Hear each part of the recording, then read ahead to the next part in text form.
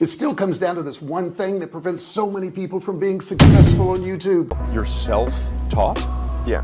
Well, self-taught, yes, meaning I don't have an aerospace degree. So how did you go about acquiring the knowledge? Well, like I said, I read a lot of books, talked to a lot of people, and subscribers don't matter, views don't matter. Ask, how can I make my videos better? Do that every single day for years. Everyone can have fun making videos. Turning it into a job, that's great, but you should be happy making videos, never making a dime off of it. The videos that I've made that are the best, I did it because I was so passionate and I saw an opportunity to make something that felt like more than just like a YouTube video that I wanted to get views. Even a flop is going to do well long term. Your fans are your focus group. And if you don't listen to them, you're not gonna be a successful creator long term. I waited 10 years to finally post something. I realized, oh my gosh, I hate doing this. Putting on makeup, taking it off, and then putting it on again. Oh my gosh, I hated it. It took me 10 years to figure out that the niche I thought I wanted to do was actually not what I wanted to do at all. What do you think gets us to 1 million subscribers? Well, subscribers is an arbitrary number. Okay, so a million views a video. No, you should ask me, what helps us make the best videos possible? That's the only question you should ask me. Subscribers don't matter, views don't matter. I mean, they do, but all that comes, everything you want as a creator comes from making the best videos possible, and thumbnails. But it's easier to, make thumbnails. The video part's the hard part, and that's the thing that you're known for. That's a tip for you guys, but also you guys watching. Ask, how can I make my videos better? Do that every single day for years, and then you'll probably get views. The worst thing is when people try to copy or replicate a YouTuber. It's not gonna work. Yeah. Like there already is a Casey Neistat. You know what I mean? There already is an Emma Chamberlain. Like don't replicate that. Like maybe take something from it and be like, oh, this works, so I'll take this, but definitely make it your own style. It doesn't matter like if you're filming yourself with a toaster, like if it's something new and you seem like you're enjoying yourself, then other people will enjoy it themselves watching you. Perfect your first frame. I really believe this is one of the most overlooked things right now. Does everything you see there set up expectation and tension for what you're about to watch? So in my creator versus celebrity example, I asked people, hey, who are these two people? And I had the physical printout of the creator versus celebrity, but it didn't start out that way. It took a ton of hours of iteration. I initially started out where it's just me, a microphone, and I was doing this whole long intro of like, hey guys, we're here in Hollywood asking people who's more famous, creators or celebrities. First up, we have Logan Paul versus Tom, way too long. Then I had a shorter version, and then I just got into it. You get ahead of this, I promise. It's gonna lead to so many more views and subscribers like it has for me. The videos that I've made that are the best are purely out of like the metaverse video is my favorite video I've ever made. Love making that. Yeah, we were talking about that before. Yeah. How fun that was. Yeah, it was so much fun. And like, I did it because I was so passionate. Like I saw something, I saw an opportunity to do something that I thought was exciting. And I saw an opportunity to make something that felt like more than just like a YouTube video that I wanted to get views. And I did it, and it happened to get views.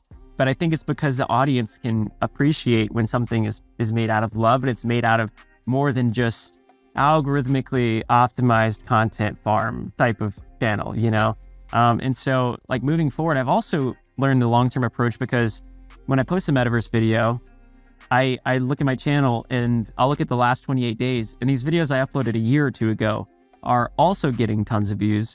And I realize like you upload a video and the viewership lifespan is forever.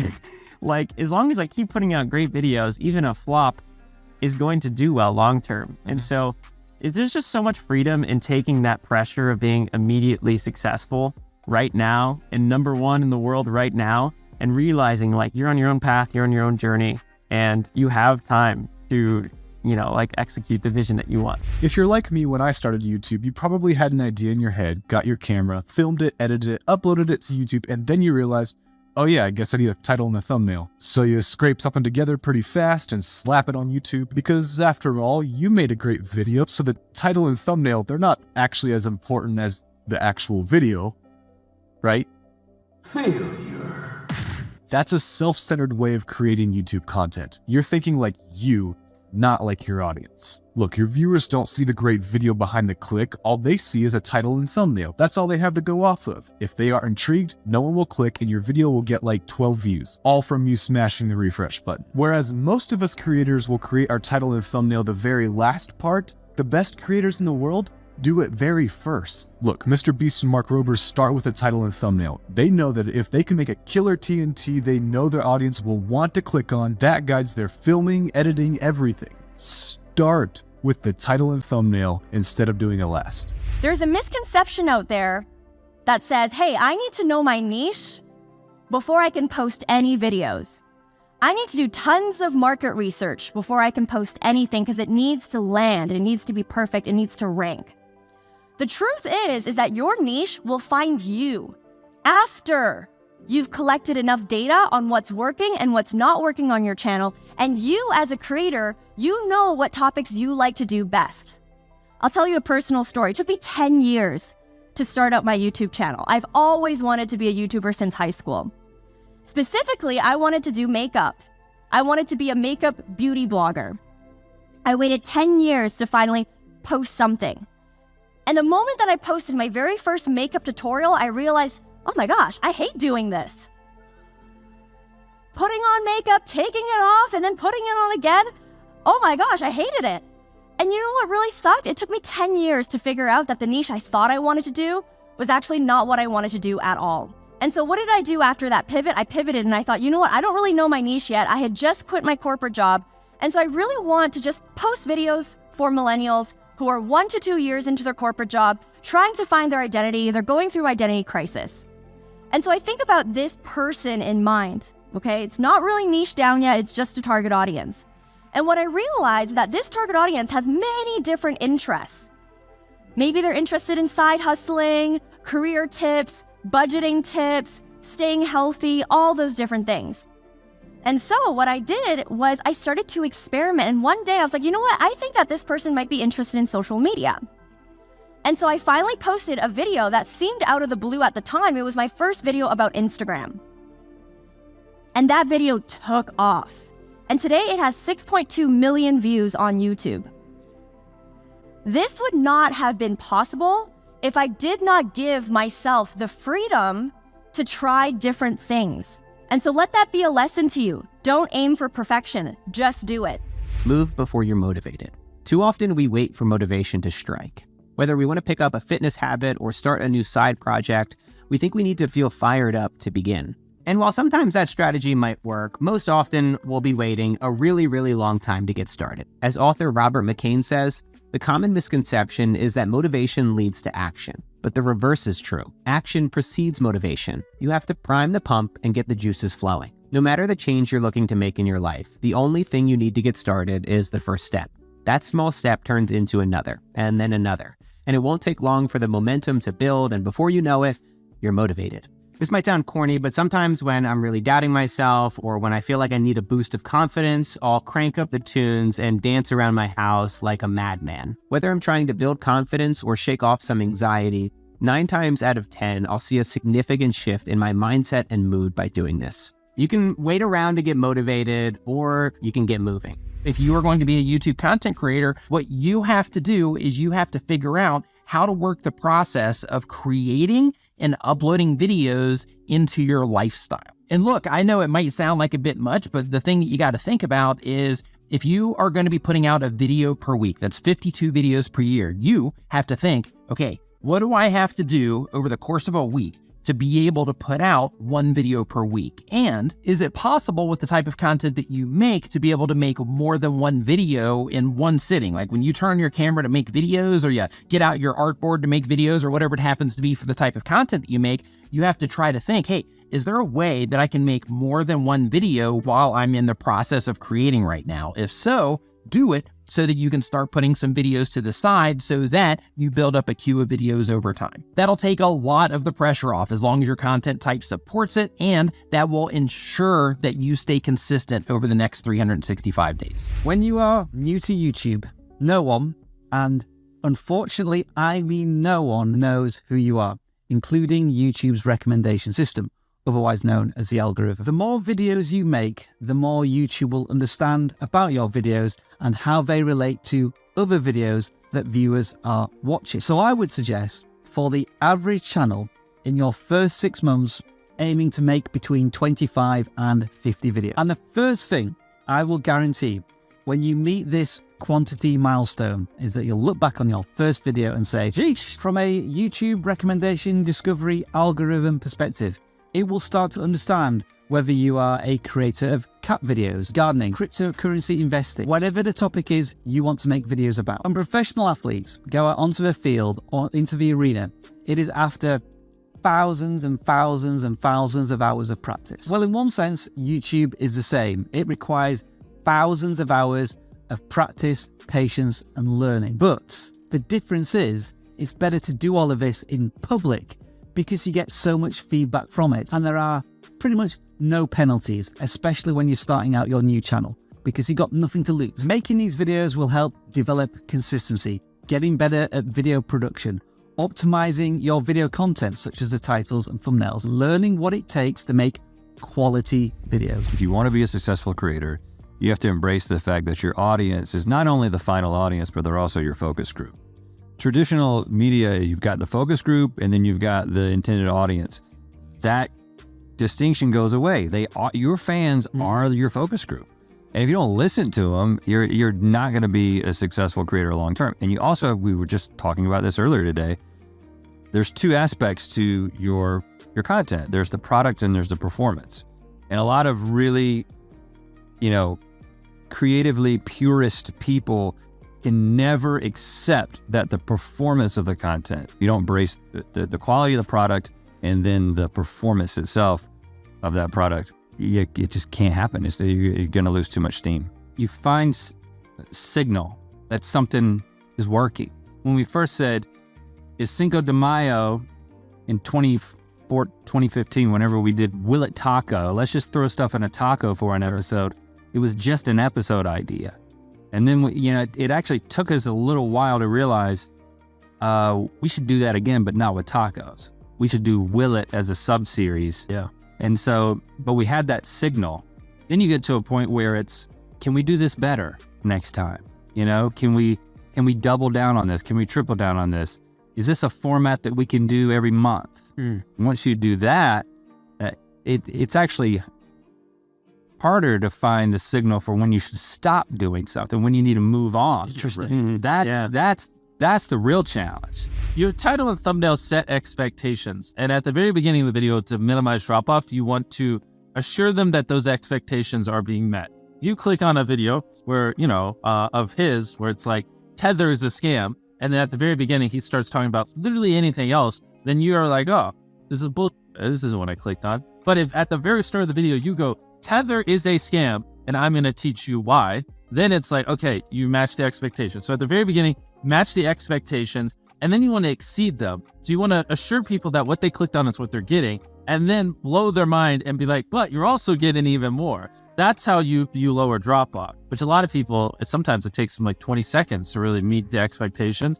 And so you lose, that's where you're going to lose everyone. Everyone's videos start like this, and then it levels off. So you want to reduce the amount of people that click off. You basically want to remove every dull moment. You probably want to find the 10 most critical people make them watch the video and just roast it. Certain things like if I just talk to a camera for 10 seconds without a cut, a lot of people will just get bored or they'll lose interest. So having a B cam and a C cam and you can just talk for 10 seconds, but 3 seconds in cutting to a B cam and then a C cam, now it's more interesting, even though it's essentially the same thing and not that crazy. But you want to have good pacing. Typically having a payoff at the end keeps them, right? Last sleep circle wins 10 grand. If there is a lull moment halfway through, you're going to watch to the end because you want to see who wins the 10 grand. So having a good payoff at the end. So at the end of the day, if you boil it down, what YouTube wants is they want people to click on a video and they want to watch it. By studying the algorithm, you'll learn that you're more studying human psychology, right? What do humans want to watch? What do they find enjoying? Anytime you say the word algorithm, just replace it with audience, and it works perfectly. The algorithm didn't like that video. No, the audience didn't like that video. No, because literally that's it. If people are clicking and watching, then it gets promoted more. And that's literally all the algorithm does is reflect what the people want. To a T. And if you deny that, you just make terrible videos that are trying to find a scapegoat. The advice that you can get from a creator about YouTube, about the platform, about how to make better videos, doesn't necessarily always apply. You might say something like introducing people to a storyline within the first 10 seconds of a video. But that bit of advice might not work if you're trying to review a product, for example, and you have to talk to the person considering buying the thing immediately. They would leave if you start telling a story and it has nothing to do with the product. So I'm curious, when you guys talk to a bunch of different creators in different genres who have different pieces of advice that they give, do you find that there's more overlap or almost no overlap? So I personally actually disagree about what you just said about tech videos. Interesting. I actually think you can introduce multiple narratives, introduce new stories when it comes to the product. It's just not the same way. It's not you telling a story, but if you said like, there's 2 things I really like about this and 1 thing I really don't, all of a sudden you've just introduced something that I'm waiting for. I see. That's a story. What's the thing Marquez doesn't like about this? And I'm waiting for that. And so I think actually a lot of the advice that he's giving is, the way I take it is more of this just general storytelling advice. And if someone's, you're introducing a product and there's no tension, there's nothing new that's going to happen, then I might not stick around. A really bad story will go like this. It'll go, this happened, then this happened, then this happened, then this happened. And you think like that's an extremely boring way to intake information. Yeah. And what you want is a story that goes, this happened, but then that happened. Therefore, this happened. So you want some causation between the beats in your story. And I think that's something that could exist completely in a tech video. I used to actually just watch a video all the way through and say, where am I bored? I'd get my younger brother to watch the video all the way through and just, if he noted somewhere where he felt, anyway, this is just boring or it didn't make sense, he just like write a quick timestamp down on a notepad. I think it's crucial to watch the video as a viewer.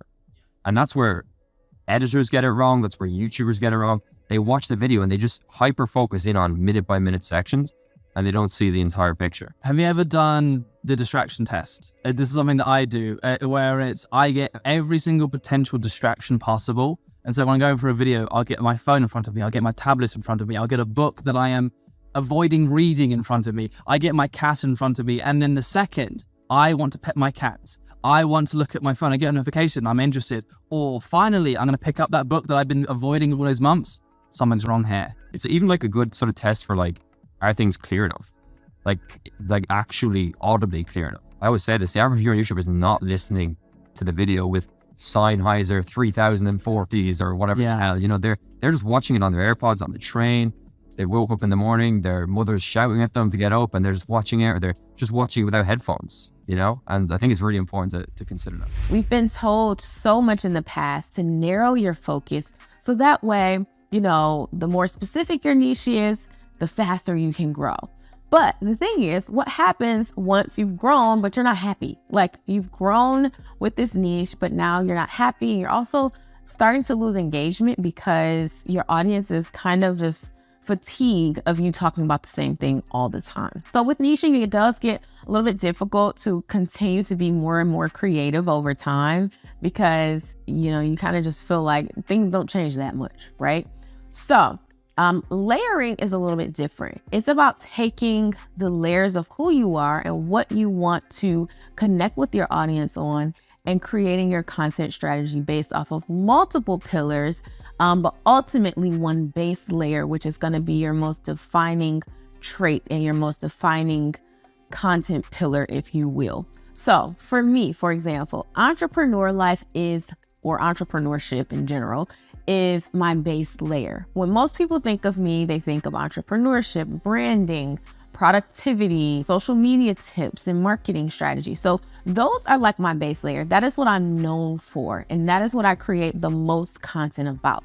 However, I have not so much so because a video on how to grow on YouTube or how to get monetized has gone viral, I have not then gone in and only created content about that thing. Instead, I continued to build on that and create content that then represents who I am and not just what I do. And that is the key difference between niching and layering. Your on-camera presence is extremely important because if you're talking about something, but it seems like you lack conviction or you lack confidence in the thing you're talking about, then generally speaking, people are not going to want to listen to you for a long time. And so one of the questions that I got from you guys was, Joshua, how do I break free from camera shyness? That's a real thing. How do I break free from being shy in front of the camera. I want to start a personal finance YouTube channel, but I don't feel confident enough. I remember I saw a video a while back. It was a Graham Stephan video, and he was talking about literally this exact same thing. He posted something on Reddit saying, I don't feel like I'm confident enough or have the personality to be a YouTuber. I don't have the personality, balls, or charisma to start my own channel. I am not the type that would do well in front of the camera. But thankfully, after years of doubting myself, I just finally got to the point where I just said, it. I'm going to film a YouTube video and I'm gonna get over my fear about putting myself out there. Listen guys, if you want to break free from camera shyness, if you want to have more confidence on camera, I could sit here and I could give you, exercises. I could say to you, listen to music that's going to hype you up before you start recording, or, say to yourself in the mirror 100 times, I'm confident, right? And certainly that stuff could help a little bit, but it's not going to fit the root cause of the problem. And the root problem, the reason that you're so shy in front of the camera, the reason that you lack confidence is because you care too much about what other people are going to think about you. I mean, think about this for a second, right?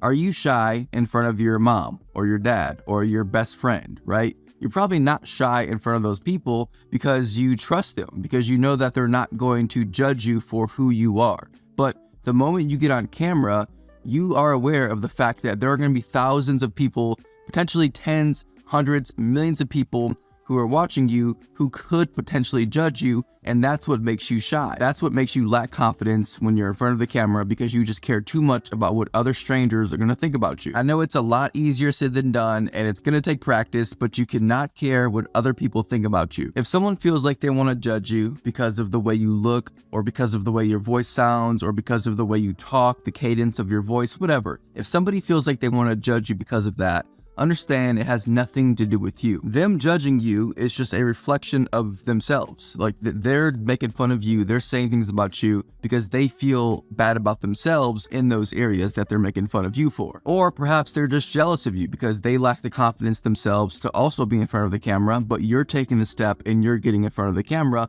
and because of that, they're jealous of you, and so they're just gonna make fun of you, right? Listen guys, you are going to have haters. It's inevitable. If you have an audience that's big enough, there will be people who comment on your videos, who say mean things, but listen to me. The overwhelming majority of people who comment on your videos and who watch your videos are gonna be supportive, are gonna be kind, are gonna be encouraging, and so you shouldn't be concerned about being yourself in front of the camera, because most people are gonna love you for who you are. You will have the haters, of course, but that's very few and far between. Whenever people ask about starting out, they're like, oh, I really like tech. I wanna make videos about tech. Any tips for starting? Make sure you really do like tech. Right. Because again, you can make videos about tech every day for the next year, and maybe you'll kind of get sick of it. Like that's real. That's a real valid feeling to have. And so I often equate becoming a professional video creator in tech or in any product related thing, kind of like becoming a professional athlete, in that everyone can have fun making videos, and everyone can have fun, let's say playing basketball, for example, going to the park with your friends, playing basketball, whatever. But turning it into a job requires not just a high level of skill, but like an extra level of time dedication and like actual resources being poured into it to get to the very peak level to be able to turn it into your job. Yeah. And that's the same thing with making videos. Like if you can be happy making videos for fun and never making a dime off of it, and maybe someday it hooks and you can spend time on the strategy and actually turning it into your job, that's great. But you should be happy making videos, never making a dime off of it, as if you're like playing basketball in the park. And if you're getting burnt out playing basketball in the park, it's probably not going to be a great idea to try to become a professional basketball player. Same thing with creating videos. First big lesson is that the numbers really don't matter. If you set a goal for yourself to get 10,000 subscribers, 100,000 subscribers, 1 million subscribers, well, once you get there, it's going to be awesome. It's a reason to celebrate. You hit this goal of a subscriber milestone. But the next day, you're going to have to set a new goal, and you're going to be moving towards a different objective. And in the end, what does 1 million subscribers really mean? Like, what to you is 1 million subscribers? I think the biggest question that you need to ask yourself is, why do I want 1 million subscribers? Like, what is the purpose of that?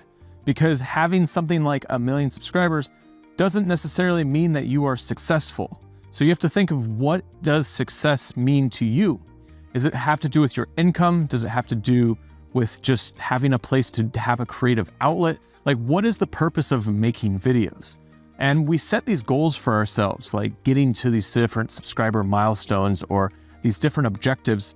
But a lot of times we don't take the time to take a step back and actually think of, well, why do we want that? Why do we need this in our life? So one big thing that you can take away from this is don't set your goals based around just getting a bright, shiny plaque. Figure out what it is that you actually want and what goals do you need to set to be able to obtain that. And what happens when you actually get there? Are you done? Are you going to be setting new goals? Like, think through the longevity of what you're doing rather than just thinking short term and trying to get this one number goal. What's the best advice you've ever gotten? The best advice? You're crazy until you're successful. Then you're a genius. For a lot of people, when you're grinding as a small channel, people think you're too obsessed. You're a weirdo. Stop only making videos. Like, get a life. Be realistic. People will convince you're out of your mind for wanting to do this. But then once you're successful, they're like, yo, your drive, your tenacity was great. But it's like, yeah, well, where was that back then? You know what I mean? I didn't get that when I was a small channel. And so I think you're crazy until you're successful. Then you're a genius. Make a channel, make a video, and upload it. I think that is the hardest barrier to overcome. People focus on the equipment. They focus on, I don't have this, I don't have this. And I think the actual most difficult obstacle is putting up a piece of content that might not be your best and just seeing what happens. I think you have to make a certain amount of videos before you find your niche. So often in the media, they focus on this person didn't even know what they were doing, and they woke up and they suddenly had 1 million followers because a video went viral. Everything is strategic. Even those situations are strategic with the algorithm or the type of content. Yeah. So yeah, I think do it. Embarrass yourself. Do what you need to do to get over that first fear and make it a habit of just uploading and putting yourself out there. What are you gonna do when you grow up? I want to be a YouTuber. My man. All right. What are you going to talk about? I don't know, really. You'll figure it out? Yeah. Are you making some content now? Yeah. What are you talking about? Your life? Your interests? The stuff you're into? What are you into? Like gaming. Mm-hmm. Can you do me a favor? Don't ever, ever, ever, ever worry about how many people are subscribed to your channel. The #1 reason kids lose on YouTube is they care too much about how many people are subscribed to them. Just be patient, make good content. Nobody was following me for a long, long time. Longer than you were alive right now. Got it? Got it. Do you understand? You promise? Promise. Oh yeah. That's great, awesome. When you think of things that are gonna really mess you up, this is the one. This is the one that prevents so many people from being successful. And it's simply being afraid of failure. Just being afraid of failure. And what you've got to realize is failure is very temporary. And what is failure? Somebody putting a bad comment, or maybe you don't make $1 million on that one video. You got to look at the cost of not doing it. What is it going to cost you if you don't do it? What is it going to cost you if you don't move forward with that idea? What is it going to cost you in your life, in your regret, if you don't move forward? I'm telling you, don't worry about failure. It happens to all of us, and we've just got to get through it, because that's part of success. The most successful people in the world will tell you they've had failure after failure after failure. All the experts are telling you that. You've got to realize it. If you like videos like this and you like this information, if you like Mr. Beast, watch this, because he says some things in this video here that will blow your mind. You've got to check it out. Thanks for watching. Don't forget to subscribe. Give me a thumbs up if you don't mind, and I'll see you later. Hey, thanks for watching my video. Don't forget to subscribe to my channel and click that little bell right there so you can be notified every time I do a new video. Also, click on one of those videos there. Keep watching on my channel.